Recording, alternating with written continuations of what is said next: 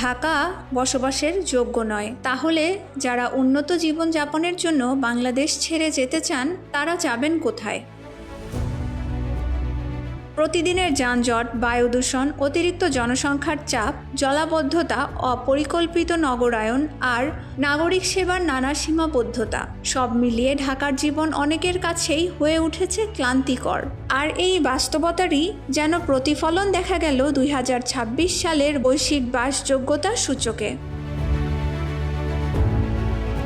Economist intelligence ইউনিটের এই সূচককে বিশ্বের 173টি শহরের মধ্যে ঢাকার অবস্থান 171তম, অর্থাৎ বিশ্বের তৃতীয় সর্বনিম্ন বাসযোগ্য শহর ঢাকা। ঢাকার নিচে রয়েছে শুধু লিবিয়ার ত্রিপোলি এবং সিরিয়ার দামেস্কো। কিন্তু প্রশ্ন হলো, ঢাকার জীবন যদি এতটাই কঠিন হয় তাহলে উন্নত ও স্বস্তির জীবন খুঁজতে বাংলাদেশিরা যাবেন কোথায়? বিশ্বের সবচেয়ে বাসযোগ্য শহর কোনটি?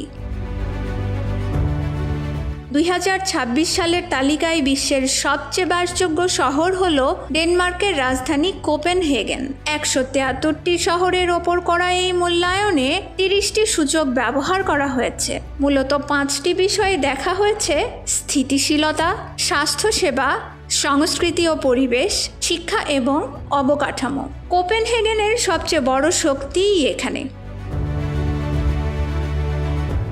একটি শহর শুধু বড় বড় ভবন দিয়েই আধুনিক হয় না। মানুষের নিরাপত্তা, ভালো হাসপাতাল, মানসম্মত শিক্ষা, উন্নত গণপরিবহন, পরিচ্ছন্ন পরিবেশ এবং দৈনন্দিন জীবনের স্বস্তি সবকিছুর সমন্বয়ে একটি শহর সত্যিকারের বাসযোগ্য শহর হয়ে ওঠে। আর এই জায়গাগুলোতেই কোপেনহেগেন অন্যদের পেছনে ফেলেছে। তালিকার দ্বিতীয় অবস্থানে রয়েছে অস্ট্রিয়ার ভিয়েনা, তৃতীয় অস্ট্রেলিয়ার মেলবোর্ন, চতুর্থ অস্ট্রেলিয়ার সিডনি, পঞ্চম সুইজারল্যান্ডের জুরিক, এরপর রয়েছে জেনেভা, ওসাকা, অ্যাডিলেড, ভ্যানকুভার ও টোকিও। তাহলে নিউজিল্যান্ড? বাংলাদেশিদের কাছে অভিবাসনের জন্য জনপ্রিয় নিউজিল্যান্ডের অকল্যান্ডও বিশ্বের অন্যতম বাসযোগ্য শহর। 2025 সালের তালিকায় অকল্যান্ড ছিল 7ম অবস্থানে, তবে 2026 সালের তালিকায় এর অবস্থান কিছুটা নিচে নেমেছে।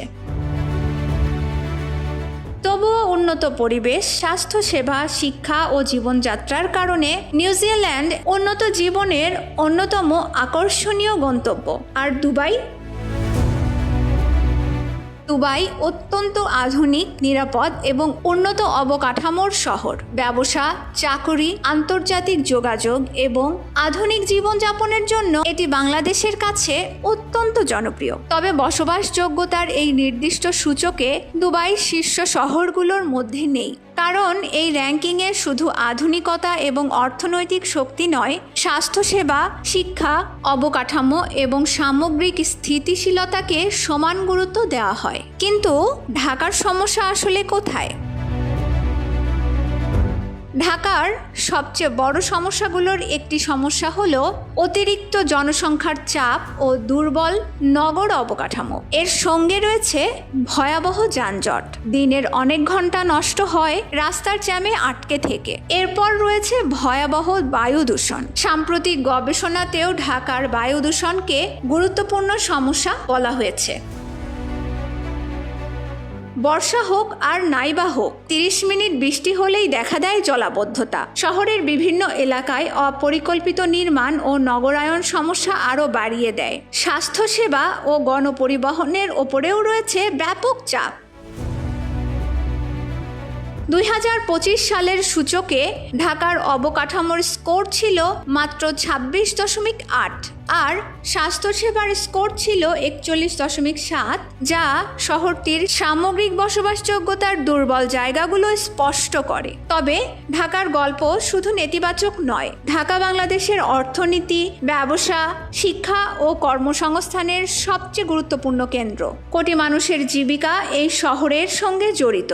প্রশ্নটা শুধু ঢাকা কি বাসযোগ্য এখানেই শেষ নয়। প্রশ্ন হলো, একজন বাংলাদেশি যদি নিরাপদ, পরিচ্ছন্ন, স্বস্তিদায়ক এবং দীর্ঘমেয়াদে উন্নত জীবন চান, তাহলে কোন শহর তার জন্য সবচেয়ে উপযুক্ত? উত্তরটা সবার জন্য এক নয়। কারো জন্য হতে পারে কোপেনহেগেন, যেখানে নগর জীবনের মান অসাধারণ। কারো জন্য অস্ট্রেলিয়ার মেলবোর্ন বা সিডনি, চাকরি, শিক্ষা ও জীবনযাত্রার ভারসাম্যর কারণে। আবার কারো জন্য নিউজিল্যান্ডের অকল্যান্ড, প্রকৃতি ও শান্তিপূর্ণ জীবনযাপনের কারণে। আবার কারো কাছে দুবাইও হতে পারে বেশ উপযোগী, বিশেষ করে চাকুরি, ব্যবসা ও কর ব্যবস্থার সুবিধা বিবেচনা করলে। অর্থাৎ বিশ্বের সবচেয়ে বাসযোগ্য শহর একটি হতে পারে, কিন্তু আপনার জন্য সবচেয়ে ভালো শহরটি সম্পূর্ণ ভিন্ন হতে পারে। তবুও 2026 সালের বৈশ্বিক বাসযোগ্যতার প্রশ্নে উত্তর পরিষ্কার। বিশ্বের সবচেয়ে বাসযোগ্য শহর কোপেনহেগেন। আর ঢাকার অবস্থান 173টি শহরের মধ্যে ঢাকার অবস্থান 171তম। এই দুই প্রান্তরের ব্যবধানেই দেখা দেয় একটি শহরকে সত্যিকারের বাসযোগ্য শহর করে তুলতে শুধু উন্নয়নই নয়, প্রয়োজন পরিকল্পিত নগরায়ন, শক্তিশালী অবকাঠামো, উন্নত স্বাস্থ্যসেবা, পরিষ্কার পরিচ্ছন্ন পরিবেশ, সর্বোপরি মানুষের জন্য একটি স্বস্তিদায়ক জীবন। ইসাবা তাসনিম, চ্যানেল 24।